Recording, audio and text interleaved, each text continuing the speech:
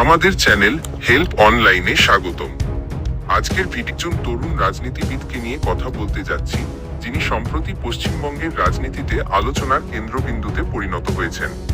তার নাম নওশাদ সিদ্দিকী। কেউ কেউ বলেন তিনি বিজেপির মানুষের কিভাবে ভালো হবে এটা নিয়ে ওরা একবারের জন্য ভাবে না। নওশাদ সিদ্দিকী বিজেপির দালাল এটা বলতে থাকো, আর ভোটের সময় আসলে বলে বিজেপি চলে আসে, ভোটটা আমাদের দিয়ে দাও, সব ওদের কাজ। নওশাদ সিদ্দিকী বিজেপির দালাল এটা বলতে থাকো, আর ভোটের সময় আসলে বলে বিজেপি চলে আসে, ভোটটা আমাদের দিয়ে। আবার কেউ বিশ্বাস করেন তিনি বাংলার ভবিষ্যৎ মুখ্যমন্ত্রী হতে পারেন, এবং অনেকেই তাকে বাংলার গর্ব বলে অভিহিত করে। ভাঙড় একটা মাথা ব্যথা হয়ে গেছে দিদিমণির ঘুম উড়ে যাচ্ছে। ভাঙড়ে নওশাদ সিদ্দিকী যদি থাকে, আগামী দিন আমার মসনদ দখল করে দেবে। নওশাদ সিদ্দিকী মুখ্যমন্ত্রী। কিন্তু সত্যিটা কি? চলুন ধাপে ধাপে জেনে নেওয়া যাক কে এই নওশাদ সিদ্দিকী, কেন তিনি এত বিতর্কিত, এবং 2026 সালের নির্বাচনে তার সম্ভাবনা কতটা। প্রথম প্রশ্ন, কে এই নওশাদ সিদ্দিকী? 1993 সালে জন্মগ্রহণকারী নওশাদ পশ্চিমবঙ্গের ফুরফুরা শরীফের প্রভাবশালী পীর পরিবারের সন্তান। 2021 সালে তিনি একটি নতুন রাজনৈতিক দল ইন্ডিয়ান সেকুলার ফ্রন্ট ISF এর সহ প্রতিষ্ঠা করেন। মাত্র 28 বছর বয়সে তিনি ভাঙড় থেকে বিধানসভা নির্বাচনে জয়লাভ করেন এবং তার দলের একমাত্র বিধায়ক হন। এই জয় তাকে বাংলার রাজনৈতিক পরিমণ্ডলে এক নতুন পরিচিতি এনে দেয়। এবার আসা যাক বড় প্রশ্নে, তিনি কি বিজেপির বলি বিজেপির দালাল হয়ে যাচ্ছি ভাই। সরকারের হাতে যেটা আছে সেখানে সরকার দিক না, সেখানে দিচ্ছি না, আর এইগুলো আমি বলছি বলি বিজেপির দালাল হয়ে যাচ্ছি ভাই। করবো বলা ছেড়ে দেবো। আর বিজেপির বাচ্চা ওই একটা সংখ্যালঘুর থেকে বেরিয়েছে, যে কাল ভাঙড়ে গুন্ডাগিরি করেছে। না তো বিজেপির থেকে টাকা নিতে হবে আর আমাকে নেতা হতে হবে, তাই মানুষের প্রাণ কেড়ে নিয়েছে। লজ্জা করে না একটা MLA হয়ে তার বড় বড় কথা। সমালোচকরা তাকে বিরোধী ভোট বিভাজন করার জন্য অভিযুক্ত করেন, যা পরোক্ষভাবে বিজেপির উপকার করে। তবে নওশাদ সিদ্দিকী সর্বদা বলে এসেছেন যে তিনি তৃণমূল এবং বিজেপি উভয়েরই বিরোধী। তার মতে তৃণমূল কংগ্রেস মুসলিম ও পিছিয়ে পড়া সম্প্রদায়ের সাথে বিশ্বাসঘাতকতা করেছে। বিজেপি সাম্প্রদায়িক রাজনীতি প্রচার করে, তাই তিনি বলেন যে তিনি কারোর জন্যই কাজ করেন না। কিন্তু বাস্তবতা হলো, যদি তার দল তৃণমূল বিরোধী ভোট ভাগ করে তাহলে বিজেপি লাভবান হতে পারে। এই কারণেই তার বিরোধীরা প্রায়শই তাকে বিজেপির এজেন্ট বলে থাকেন। এবার কেন কিছু লোক তাকে বাংলার গর্ব বলে?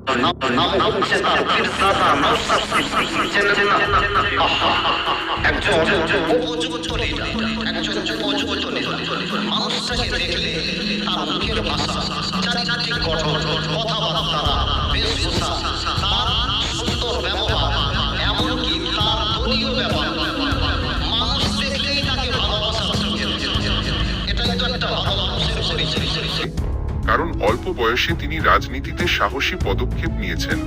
কারণ তিনি প্রকাশ্যে বলেন যে মুসলমানদেরকে শুধুমাত্র ভোট ব্যাংক হিসেবে গণ্য করা যাবে না। কারণ তিনি ওয়াকফ আইন, বেকারত্ব এবং শিক্ষার মতো বিষয়ে জোরালো কণ্ঠস্বর তুলে ধরেন।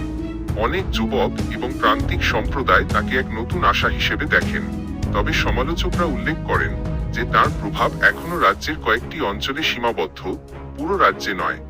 পরবর্তী, তিনি কি ভবিষ্যৎ মুখ্যমন্ত্রী হতে পারেন? কঠিন সত্যটি হলো, বর্তমানে ISF এর মাত্র একজন বিধায়ক আছেন, স্বয়ং সিদ্দিকী। মুখ্যমন্ত্রী হতে হলে তার ডজন খানেক আসন এবং একটি অনেক বড় সংগঠনের প্রয়োজন হবে। তার জনপ্রিয়তা বাড়ছে, কিন্তু তৃণমূল এবং বিজেপির বিশাল সংগঠনের সাথে প্রতিযোগিতা করা অত্যন্ত কঠিন। তবুও যদি ভবিষ্যতে ISF কংগ্রেস বা বামেদের সাথে হাত মেলায় এবং ভালো ফল করে, তাহলে তার নাম গুরুতর আলোচনায় আসতে পারে। সুতরাং এখনই নয়, তবে দীর্ঘমেয়াদে সম্ভাবনা উড়িয়ে দেওয়া যায় না। 2026 সালের বিধানসভা নির্বাচন দেখা যাক। সিদ্দিকীর জন্য এটি একটি বড় পরীক্ষা হবে। ভাঙড়ে তার জয়ের সম্ভাবনা খুব বেশি, কিন্তু রাজ্য জুড়ে 20 থেকে 30টি আসন জিততে ISF এর একটি শক্তিশালী তৃণমূল স্তরের নেটওয়ার্ক প্রয়োজন। চাকরি এবং ওয়াকফ ইস্যুতে তার অবস্থানের জন্য তিনি আরো জনপ্রিয় হয়ে উঠছেন। তবে তৃণমূল এবং বিজেপি উভয়ই তাকে ভোট কাটার হিসেবে চিহ্নিত করার চেষ্টা করবে। চূড়ান্ত ফলাফল নির্ভর করবে তিনি মুসলিম, দলিত এবং অন্যান্য প্রান্তিক গোষ্ঠী থেকে কতটা সমর্থন অর্জন করতে পারেন তার উপর। এবার তার বিতর্ক এবং সংগ্রাম সম্পর্কে। তিনি ওয়াকফ সংশোধনী বিলের বিরুদ্ধে প্রতিবাদে নেতৃত্ব দিয়েছিলেন। পঞ্চায়েত নির্বাচনে সহিংসতার অভিযোগের মুখোমুখি হয়েছিলেন। শাসক তৃণমূলের দ্বারা প্রায়শই তাকে নিশানা করা হয়েছে। সম্প্রতি তিনি একটি বড় সড়ক দুর্ঘটনা থেকেও বেঁচে গেছেন। এসব কারণে কেউ কেউ তাকে একজন সাহসী নেতা বলেন, আবার কেউ তাকে একজন বিতর্কিত ব্যক্তিত্ব হিসেবে দেখেন। তাহলে উপসংহার কি? নওশাদ সিদ্দিকী একজন তরুণ, সাহসী এবং স্পষ্টভাষী রাজনীতিবিদ। তিনি বাংলার রাজনীতিতে একটি নতুন বিকল্প আনার চেষ্টা করছেন। তিনি বিজেপির এজেন্ট নন, তবে হ্যাঁ, যদি তার দল ভোট ভাগ করে তাহলে বিজেপি পরোক্ষভাবে লাভবান হতে পারে। সাধারণ মানুষের পক্ষে দাঁড়ানোর জন্য তাকে বাংলার গর্ব বলা যেতে পারে। তবে মুখ্যমন্ত্রী হতে তাকে এখনো অনেক পথ পাড়ি দিতে হবে। এবার প্রশ্ন আপনার জন্য, আপনি কি মনে করেন নওশাদ সিদ্দিকী 2026 সালের নির্বাচনে একটি বড় চমক সৃষ্টি করতে পারেন? আপনার মতামত নিচে কমেন্ট করে জানান।